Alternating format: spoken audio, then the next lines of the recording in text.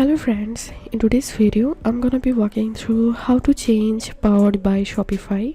But before getting started this video, make sure to subscribe how to 1 minute. So in order to remove or change powered by Shopify text, first of all open your admin panel and click on online store and make sure to select themes, and now click on actions, and from here select edit languages, and inside of the search box search here powered,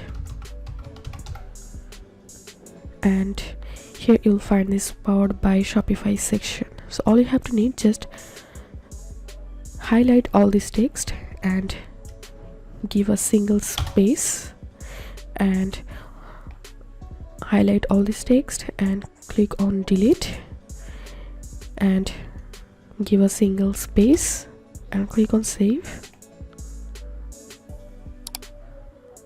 So I'm going to my website, and so here you can see the powered by Shopify text showing up here. Now if I reload my website, powered by Shopify text has been deleted.